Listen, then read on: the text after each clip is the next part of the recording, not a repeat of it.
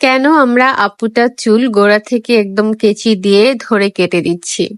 আসসালামু আলাইকুম এভরিওয়ান, আমি কাকলিজ মেকওভার অ্যান্ড স্যালন থেকে। আপনারা দেখতে পাচ্ছেন যে আমরা একটা ক্লায়েন্টের চুল একদম গোড়া থেকে ধরে কেটে দিচ্ছি। এটার কারণটা কি সেটা নিয়ে আজকে আমরা কথা বলবো। আমরা অনেক সময় রাস্তায় কিছু মানসিক ভারসাম্যহীন মহিলা পুরুষ দেখতে পাই, যাদের হচ্ছে চুলে একদম জট হয়ে থাকে। তো এই আপুটাও আমাদের কাছে এরকম একটা প্রবলেম নিয়ে এসেছে। আপুর চুলগুলো একদম জটা ছিল। তো এটা কিভাবে হয়েছে, কতদিন ধরে আপুর চুল এরকম বা কেন হয়েছে, সেগুলি আজকে আমরা শুনবো এই ভিডিওতে। আশা করি আপনাদের অনেক উপকার হবে।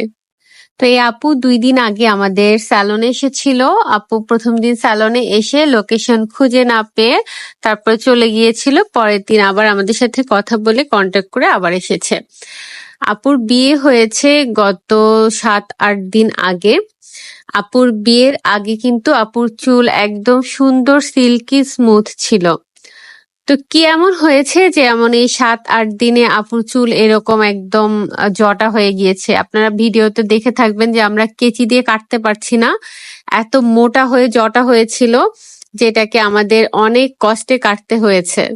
আপুর চুলগুলির এত ভয়ানক অবস্থা আপনারা ভিডিওতে নিশ্চয়ই দেখতে পাচ্ছেন। একদম একটা চুলও নেই যে জট নেই, প্রত্যেকটা চুল আপনার একদম গোড়া থেকে আগা পর্যন্ত জট ছিল।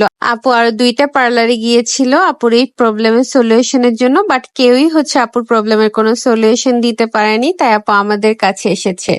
তো এই অবস্থা আপুর কেন হয়েছে, কিভাবে হয়েছে, সেটা আমরা আপুর মুখ থেকেই শুনবো। কয়েকটা পার্লারে গেছিলাম আমি আমাদের ওইখানে এলাকাতেই, বাবুরহাট বাজারের ভিতরে। তো পার্লারে গেছিলাম আমার বিয়ের সাজের জন্য। তো ওইখানে যাওয়ার পর আমি বিয়ের সাজটা নিলাম, তো উনি আমার চুলটা একটু সেট করছিল। তো পুরো সাজার পর মেকআপ শেষ হওয়ার পর চুলটা যখন সেট করে আমি বাসায় যাই। যখন আমি চুলটা নিচে নিচে খোলা ট্রাই করি, তো আমি খুলতে পারি নাই। পরে আমি অনেক রকম ভাবে ট্রাই করলাম, হয় না, ইউটিউব দেখলাম, যতই করছি চুল তুলতে পারিনি। যখন ব্যর্থ হই রিটার্ন আবার ওই পার্লারে আমি যাই। যাওয়ার পরে ওই আপুর সাথে আমি কথা বলি যে দেখেন আপনি এরকম এরকম করছেন, এখন তো আমার চুলের এই সমস্যা। তো উনি কি করছে, উনি উল্টা রিয়েকশন করছে যে না, এটা ওনার কারণে হয় নাই, আমার অন্য কোনো সমস্যা। উনি বলতেছে যে আমি কোনো হুজুর দেখাই যে আমার অন্য কোনো সমস্যা আছে, এটা ওনাদের কারণে হয় নাই। মানে উনি চাচ্ছে আর কি ওনার ভুলটা মানে কোন রকম ভাবে আর কি ধামাচাপা দিতে। তো উনি ওনার ভুল চাপা দিয়ে উনি উল্টা পাল্টা বলে ওইখানে লোক জড়ো করে ফেলছে যে না, এটা ওনাদের কারণে হয় না, এটা আমাদের কারণে হয়েছে। তো পরে ওনার বলছি অনেক রিকোয়েস্ট করার পরে যে দেখেন আপু কোনোভাবে দেখেন পারেন কিনা। তো উনি কি করছে, আমার চুলটাকে নানা ভাবে আর কি অনেক অয়েল ইউজ করছে। উনি হাত দিয়ে অনেক ট্রাই করছে, অনেকগুলা চুল ছেড়ে ফেলে চুলটা নষ্ট হয়ে যায়।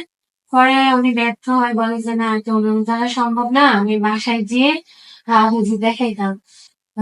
তো এই হচ্ছে একদম কাহিনী। আর উনি আমি জানি না আসলে উনি অভিজ্ঞ কিনা মেকআপে, না উনি ওনার শপে বসে মেকআপ করায় বা মানুষকে সার্ভিস দেয়।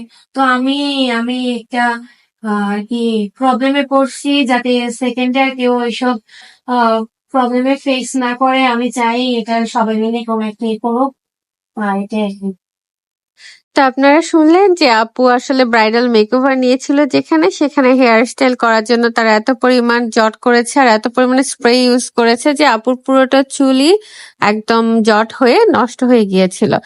টানা 6 ঘন্টার কষ্টের পর আমরা আপুর চুলটাতে এই রেজাল্টটা আনতে পেরেছি।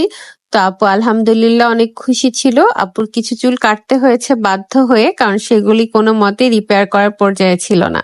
তো আপু গিয়েই খুব খুশি ছিল, আমাদেরকে আপু রিভিউ দিয়েছে, আপু আমাদেরকে অনেক দোয়া করেছে। আর আমরা এটাই চাই যে আপনারা আমাদেরকে অনেক দোয়া করেন, আর আমরা যেন আপনাদেরকে ভালো ভালো সার্ভিস দিতে পারি। আপনারা সবাই ভালো থাকবেন, সুস্থ থাকবেন, আর আমাদের জন্য অনেক দোয়া করবেন। আল্লাহ হাফেজ।